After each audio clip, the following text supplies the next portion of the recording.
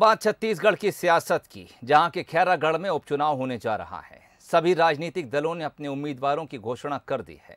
विधायक राजा देवव्रत के निधन के बाद इस बार फिर राजघराने के बिना खैरागढ़ में यह चुनाव होगा। देखिए ये रिपोर्ट। खैरागढ़ विधानसभा छत्तीसगढ़ के इतिहास की एक ऐसी विधानसभा सीट है जिसकी कल्पना खैरागढ़ राजघराने के बिना नहीं की जा सकती। लेकिन इस बार खैरागढ़ उपचुनाव बिना राजघराने के होने जा रहा है। विधायक देवव्रत सिंह के निधन के बाद खाली हुई इस सीट ने राज परिवार में सियासी जंग छेड़ दी है। अब इसमें संपत्ति के विवाद के साथ साथ सियासी विरासत की हिस्सेदारी भी शामिल है। शायद यही वजह है कि विधायक राजा देवव्रत सिंह के निधन के बाद यहाँ राजनीतिक दलों ने जो कैंडिडेट उतारे हैं वो राजघराने से नहीं है। कांग्रेस ने यशोदा वर्मा तो बीजेपी ने कोमल जंघेल और जेसीसी-जे ने नरेंद्र सोनी को उम्मीदवार बनाया है। अब जरा उन आंकड़ों पर नजर डालते हैं जिससे ये पता चलता है कि खैरागढ़ की राजनीति में राजघराने का रोल अहम है। खैरागढ़ राज परिवार के दूसरे बेटे रविंद्र बहादुर सिंह की पत्नी रानी रश्मि देवी सिंह खैरागढ़ से 1985 से लेकर 1993 में हुए चुनाव में जीतकर 4 बार विधायक रही। उनके निधन के बाद हुए उपचुनाव में उनके पुत्र देवव्रत सिंह विधायक बने। 1994, 1998, 2003 में देवव्रत सिंह विधायक रहे।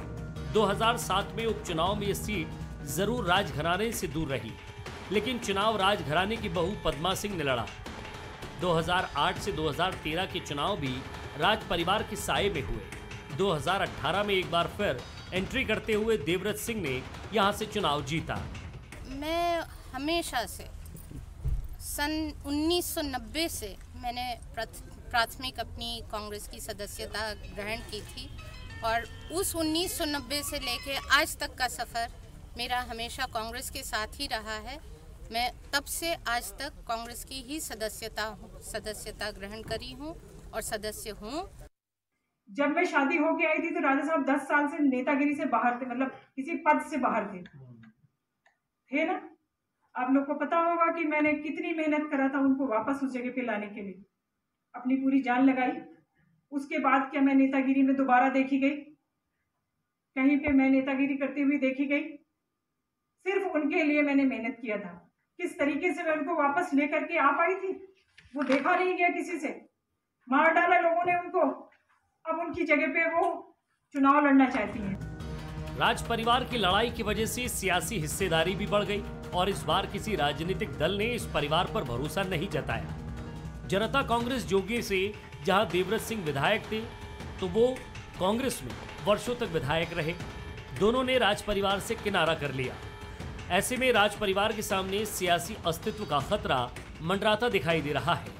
राज फैमिली से डायरेक्ट अगर देवव्रत सिंह जी की बेटी उम्र के लायक होती तो उनको टिकट दिया जाता, या उनकी भी बहनें अगर सीधे तरीके से पार्टिसिपेट करती और चुनाव लड़ती तो ये ज़्यादा बड़ी श्रद्धांजलि होती देवव्रत सिंह जी। मेरे कहने के मतलब को गलत ढंग से लिया गया है। मैंने जिम्मेदारी छोड़ी है, पार्टी नहीं छोड़ी। विधायक देवव्रत सिंह के जाने के बाद उनकी विरासत किसके पास होगी, इस सवाल का जवाब ये पारिवारिक लड़ाई में गुम सा गया है। राजनीतिक दलों के रिजेक्ट किए जाने के बाद दोनों नाबालिग बच्चों के समझदार होने तक ये राजघराने की राजगद्दी भी सुनी ही रहने वाली है। मोहन तिवारी, बंसल न्यूज़, रायपुर।